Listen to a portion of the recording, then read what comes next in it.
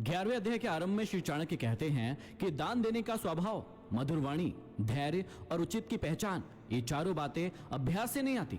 ये मनुष्य के स्वाभाविक गुण हैं।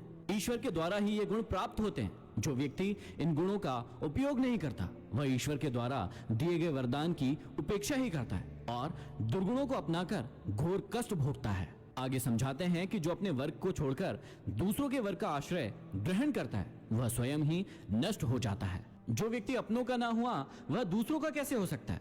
अपनों को त्यागना ही अधर्म के मार्ग पर चलना है, जिससे अंततः हानि ही होती है। आगे कहते हैं कि हाथी मोटे शरीर वाला है, परंतु अंकुश से वश में रहता है। क्या अंकुश हाथी के बराबर है? दीपक के जलने पर अंधकार नष्ट हो जाता है। क्या दीपक अंधकार के बराबर है? ब्रज से बड़े बड़े पर्वत शिखर टूटकर गिर जाते हैं। क्या ब्रज पर्वत के समान है? सत्यता यह है कि जिसका तेज चमकता रहता है, वही बलवान है। मोटेपन से बल का एहसास नहीं होता। भाव यह है कि किसी के आकार को देखकर उसकी शक्ति का अनुमान नहीं लगाना चाहिए। शक्ति साहस में होती है। आगे समझाते हैं कि घर गृहस्थी में आसक्त व्यक्ति को कभी भी विद्या नहीं आती। मांस खाने वाले व्यक्ति को कभी दया नहीं आती। धन के लालची को सच बोलना नहीं आता और स्त्री में आसक्त कामुक व्यक्ति में पवित्रता नहीं होती। अर्थात विद्या प्राप्ति के लिए घर त्याग करके गुरु के पास जाना जरूरी है। मांसाहारी व्यक्ति दया भूल जाता है।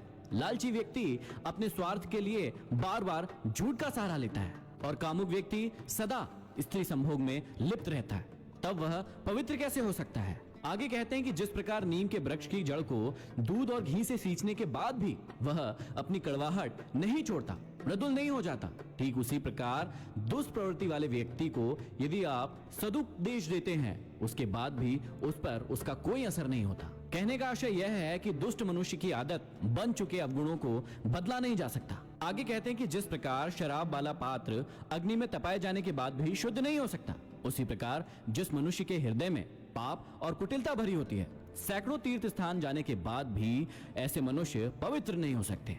आगे समझाते हैं कि जो व्यक्ति संतोष के साथ जो मिले उसी में संतुष्ट रहता है, उसे पृथ्वी पर ही स्वर्ग का सुख प्राप्त होता है। उसे ना तो कोई दुख होता है और ना ही कोई कष्ट। आचार्य चाणक्य कहते हैं कि भोजन हमेशा प्रसन्नमुख तथा शांत भाव के साथ करना चाहिए। आगे युवाओं के लिए बहुत ही अच्छी बात समझाते हैं कि काम, क्रोध, लालच, स्वाद, श्रृंगार, खेल और दूसरों की चापलूसी ये दुर्गुण विद्यार्थी के लिए वर्जित है। हर विद्यार्थी को इन 8 दुर्गुणों को सदा के लिए त्याग देना चाहिए। कहने का तात्पर्य यह है कि ये अवगुण विद्यार्थी को कभी भी अपने लक्ष्य तक नहीं पहुंचने देते। यदि आपको अपने लक्ष्य तक पहुंचना है तो इन दुर्गुणों को हमेशा के लिए त्यागना होगा।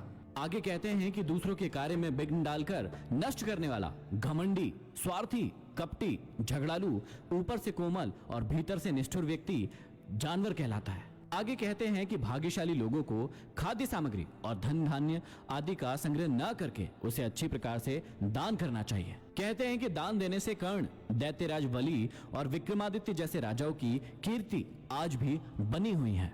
इसके अलावा इस अध्याय में ब्राह्मणों को लेकर काफी सारी बातें की गई है कि कौन व्यक्ति एक अच्छा ब्राह्मण नहीं हो सकता। तो ये था अध्याय 11। अब हम बढ़ते हैं अध्याय 12 की ओर।